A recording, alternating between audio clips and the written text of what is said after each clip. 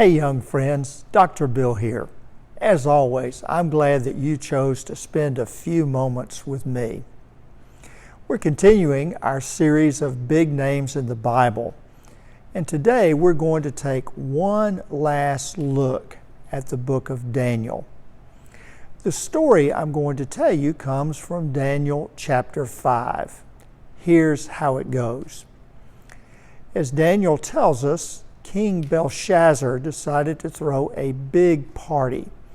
He wanted all of his guests and all of his friends to have a wonderful time, and so he arranged to have this huge banquet.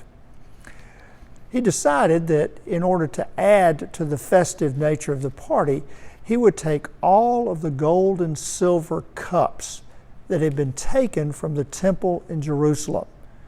When the Babylonians destroyed Jerusalem and destroyed the temple, they robbed the temple of all of the valuables, all of those gold and silver cups, and lots of other things. So King Belshazzar said, we're going to serve our wine in these cups. And that's exactly what they did. They used the vessels of the temple, which were intended for the worship of God. They used it for themselves.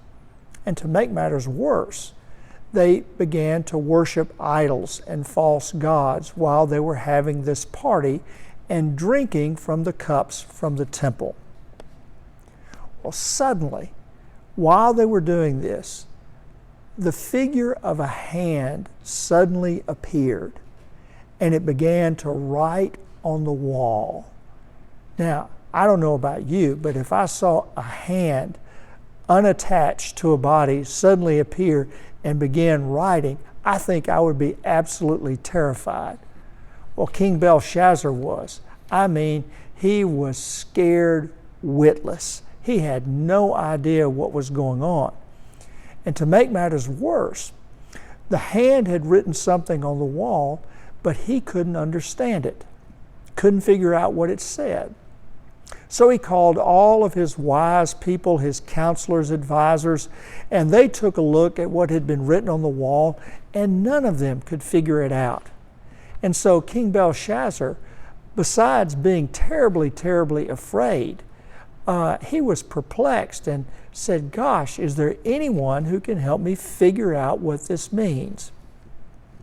That's when his queen spoke up and said, I seem to remember that there's a man in our kingdom, a Hebrew, who has the capacity to interpret dreams and visions. So the king summoned Daniel, and Daniel came and took one look at what had been written on the wall, and he said to the king, I am sorry, but this is bad news. What this message means is that your days are numbered. You are going to die, and your kingdom will be taken from you. Well, even though Daniel delivered some very bad and upsetting news, the king was relieved that he finally understood what the message meant. And so right there on the spot, he promoted Daniel to be the number 3 person in his kingdom, gave him a position of incredible power and influence and responsibility. And as Daniel tells us, that very night, King Belshazzar died. His days were indeed numbered. Now, I tell you this very unusual story for a number of reasons. The first is this. There are a lot of expressions, there are a lot of things that we say day in and day out that come from the Bible. This is one example. Have you ever heard your parents say, or maybe someone else say, the handwriting is on the wall, meaning something's going to happen, or this is the way things are. The handwriting is on the wall. Well, that comes from the book of Daniel. Likewise, we may hear someone talk about another person and say, she or he has feet of clay, meaning that they are weak, that their character is deficient. That too is drawn from the book of Daniel. So what I'm trying to remind you of is that there's lots of things that we say in our everyday conversation that have their roots in Scripture. And one of the things that we can best do to help grow our faith is simply to begin to read the Bible, to pay attention to its words, to take time to learn Scripture, to be acquainted with it, and it will help us grow. The second lesson from this story is this. We may not have visions of hands writing on the wall, but we are in positions where some things are just hard to figure out. It's hard for us to know exactly what's going on or what we should do.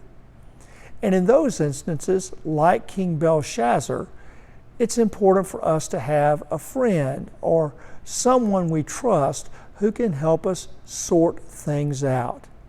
It's always good to have someone who can take a look at things that we're experiencing and say, hey, this is what is going on.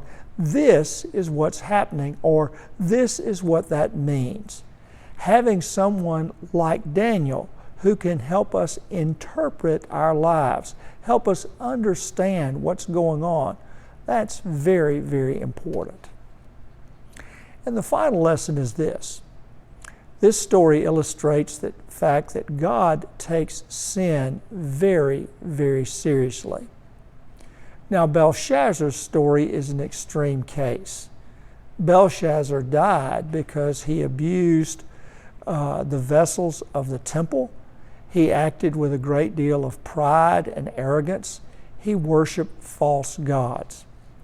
Now, I don't think God is in the business of killing any of us. But the truth of the story is that when we fail God or when we do things that are displeasing to God, God notices. God pays attention. And oftentimes, when we do things, God's judgment is simply that we reap the consequences of our choices. When we act arrogantly or proudly, like Belshazzar did, well, we're going to reap what we sowed. Somehow that's going to come back and affect our lives. It will have consequences. Well, that's it for today. As always, I'm glad that you chose to spend this time with me. You know what to do if you have any questions. Call me, email me, text me, reach out on Facebook, whatever. Be glad to talk to you anytime. In the meantime, I hope that you're having a great, great summer, and I look forward to seeing you again soon. You take care, and God bless. Bye-bye.